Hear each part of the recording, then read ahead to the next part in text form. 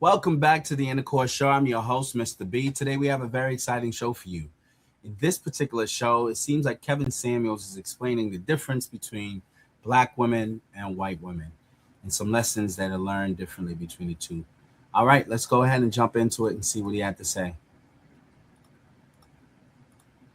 You graduate, you get married, you have your children. Not everybody gets married. I Black understand. women, one out of four black women get married. You go to school. Who are the teachers? Professors, you No, talking no, about college bound? no. I'm talking about you go to school. Elementary, primary, and the majority of teachers are women. True. First time you run into men outside of your household, if you have a father, is where? I mean, other classmates, you see other people, your community, I suppose, is when you run into other men. At best. Fair So, enough. so who puts the spinning mirror? How about this? Why is it that m- do you think that the average woman, the average black woman, her estimation of her S&V sexual marketplace value is in line with other women's estimation of their marketplace value?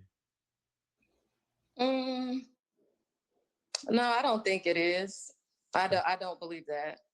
And you're right, because you take high school girls, black or white, same age, same socioeconomic status, same education level, same parents, same incomes. They've done this study over and over again. And you will have young black girls, same height and general weight and dress size, young white girls, and the white girls feel like they need to work out and exercise, and the black girls feel like they need to go get thick. The difference is one, because most don't have a father. Men are always the mirror because we are the ones you get with. But if 8 out of 10 black children, black female children, are raised without a man, there is no male mirror. But the first time you get men are not in church, because men are out of the church for the most part, not in primary school or grade school because we're no longer teachers. The first time you see men are in junior high, high school, probably in gym or uh, something like that. Most girls start getting interaction with men around teenager college years. But by the time that the image has already been set. Do you know Spelman College here in Atlanta? The dean of the school had to get rid of all college athletics. Why? Because she had to take all that money because she realized incoming freshmen, women, black women, were coming to school morbidly obese, 18 years old. A man ain't got nothing to do with that. By the time you get to the place where you're on the product selection for men, the damage is done. How many women today are putting weave, extension, all kind of things in their daughter's hair to where it's breaking it out, making it fall apart? Young women aren't being told to be fit or pretty. Correct. So whose fault is that? Whose responsibility? The parent that's at home. Okay, so then you have these women, again, if you're looking at a household, here's my beautiful princess growing up, my beautiful black princess, and here she is. So I'm leaving home thinking, oh man, I got it made. I'm a Who beautiful princess. What I'm saying is what we're told growing up. Our beautiful, you're beautiful. You look who like us, who's obviously. tell who are telling? Okay, what gender? Which parent called that woman, a young girl, a princess? I would say father and mother. No, Father. no, no.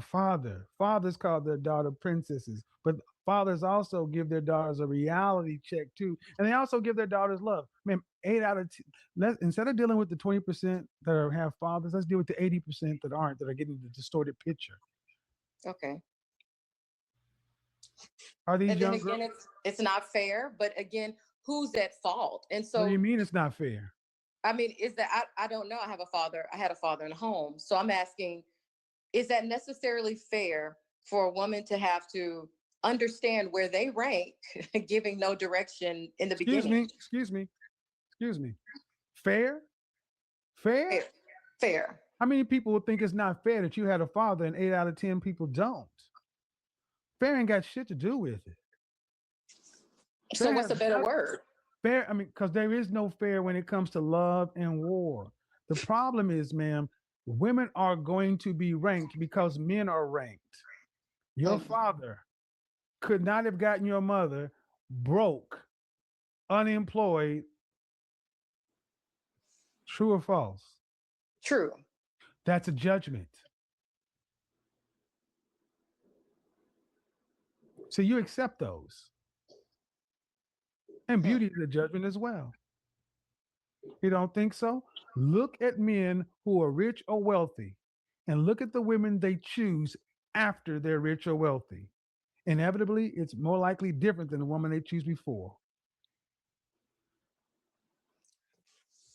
So the question I ask you, Kevin, is where does a black woman go with it's too late now kind of thing? Like it's too late now. Now we weren't It's getting not too, the it's not too late. It's not too late. First off, Mhm. you start with what black men have been saying. How old are you? 42. So I'm 51. You start what black men have been saying for as long as you've been on the planet and I've been on the planet. Lose the Mhm. weight. Fair enough. Men have been saying that since I was alive, but you're just getting bigger. The men have been saying it, but black women have gotten progressively larger. So black women, honestly, by their actions, don't seem to care much about what anybody thinks, let alone black men, because black men have been asking to lose the weight, the attitude, Yeah. and the fake hair. Yeah. And black men have gotten more weight, more attitude, more fake hair. Now we got makeup, nails, and lashes. So excuse me if I can't go down the path of feeling sorry for women being judged by their appearance because men are judged by our production. Fair enough. Do you have sons? I do. I have one. All right. So I would assume you love your son and you want the best for him. Yes. Then I would assume you would want a woman who values what he wants. Absolutely. Do you think the average woman values what men want? No, I don't think so. I feel sorry for your son. I know. I'm just dead honest because now, but see, when you came in, you were like, it's not fair, it's this and it's that. But see, it always works when I reframe it to your son, then it takes it out of this gender war thing and it becomes, goddamn, yeah, I'm somebody's son. All these men are somebody's son. Yeah, it's really sad. It's It's very, not, very sad. why you say sad? Well, because for the woman who has to learn this later, like, oh my gosh, Who's the victim in all this? I mean, I would say both parties. Really? Yeah, you have the women. Really? Yes. Who's teaching them? When I was in college, I never understood why some of my white counterparts or they were looking for husbands right out of college. I was like, what are they doing? Why are they concerned about this? The things that they were taught to focus on were money. They were the taught to put potential. men, no, they were taught to value men. True. And I remember being taught or understood that you always marry for love. If you love, that's just good enough. No, Nothing else matters. but that's selfish. See, what you just showed is you still feel sorry for women and you should feel sorry for men. Why? Because name me the civilization, society, culture, country, landmass where women have ever built a sustainable, thriving economy, society, and an income. A nation is built on its men. True. And men True. can't even get, black men can't even get willing, suitable helpmeets. Go back to your son. So who do you really feel sorry for? You keep going to the same gender preference, and that's one of the cancers in the black community. Yeah. Black women look at women first and men second. Yeah. That's why you're so at odds with everybody else, and you couldn't understand why Becky was going to worry about her husband because you were told black men ain't shit. Let give you an example, and I'll run. Donald Trump, Hillary Clinton. Donald Trump was his personality, everything he was. All right. And then it came out the P grabbing tape. Mm. Hillary Clinton. If Donald Trump were a black man, and Hillary Clinton were a black woman, would black women have voted for the black Donald Trump like white women voted for the white Donald Trump? No. No. Uh, And therein lies the difference, because white women, feminists, whatever, at the end of the day, realize that they need their men. Yeah. So they decided to skip over making the first female president to go for a pea grabbing, philandering, multiple failure, da da da da da, because he's a man. Because you need men to build. Yeah. So feel sorry for the men. Thanks, I Mom. do. All right. Where we go back to, I think she fell off. Yeah, see, we still feel sorry for the women, like poor victim. Well, I get it, but I'm tired of feeling sorry for the women. Can the men get some time? Y'all had 50 years.